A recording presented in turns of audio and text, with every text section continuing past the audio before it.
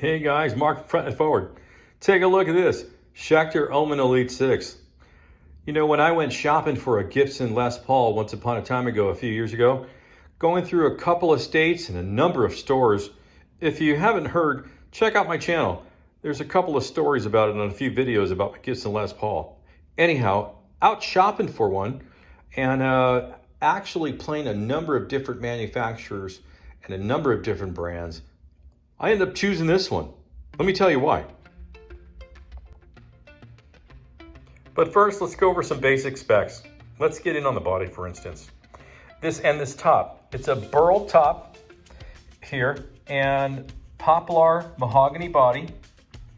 The top is rather thin. You can see some of the, scarcities of the varnish basically on top. And you can see some of the spread there.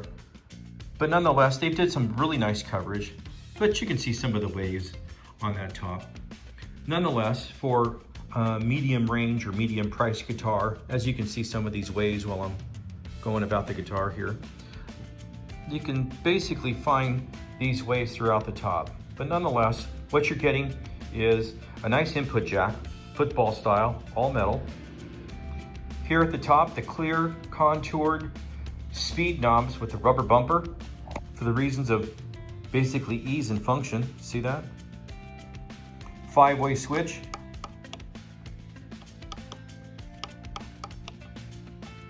Nice.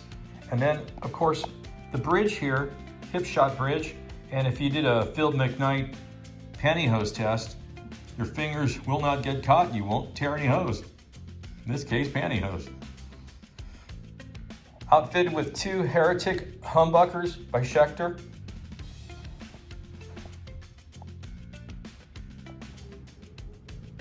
Next, coupled with a rosewood fingerboard on maple with 24 extra jumbo nickel frets.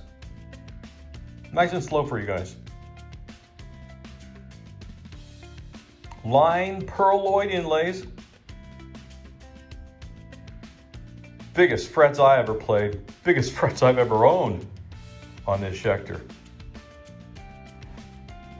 Graphtec extra large nut.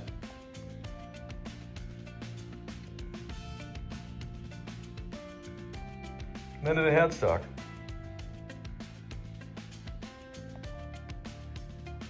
And then we'll turn on its back. The rust gray satin finish throughout, including the neck. Let's take a look. I like to leave the stickers on. Yeah, it's just me. The body reminds me, when I first played this, like an Ibanez RG. It is so thin, 1 3/8 inch thick. String through body, you can see the ferrules there. The finish is so smooth, so smooth to the touch. And this is what caught my attention when I purchased this guitar, was the profile on this back bout. Reminded me of my Ibanez Geo, the way it's profiled, the way it's cut and chamfered. Really nicely done. And the matrimony behind the neck. Take a look here. And then we'll go right back down on it. The 4-bolt pattern on this bolt-on, thin C neck, satin finish. And then we'll go up to the headstock here from the behind. Schecter tuners. Standard Schecter tuners.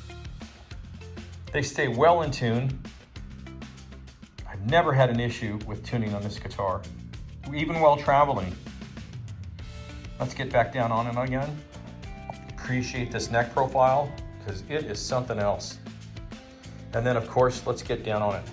Belly cut, of course, you see there, but this deep single cut here, oh yeah, with ease down to the 24th fret. And once again on this bewitching blue top here, we'll cover the Heretic pickups, the see-through covers. You can see the red cover of the coils coming through those cages there. See that? And then here at the horns, I'm gonna stop right here. You can see the contour basically in the light. You see the wave of light on both the top horn and the bottom horn? Really nicely contoured on the top here. Go back on it. once again.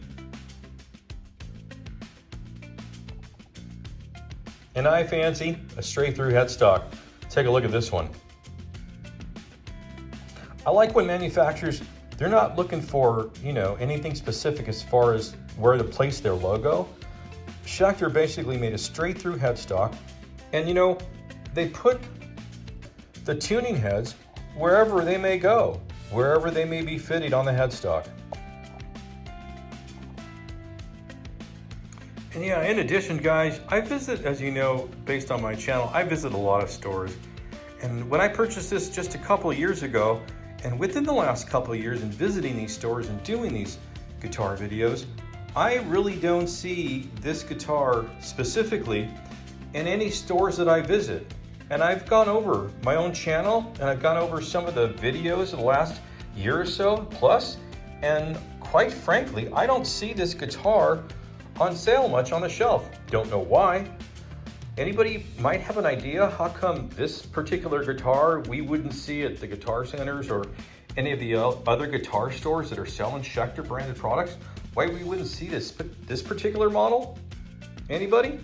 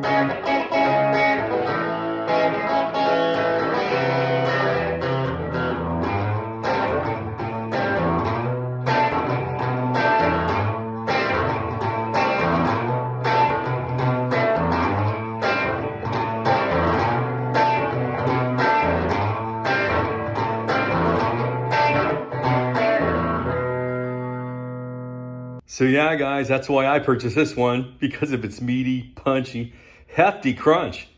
But hey, ready for the clean, if that's your thing. But that's the reason why I purchased this one, guys. I really appreciate you guys hanging out with me, and thanks a bunch for the support on the channel.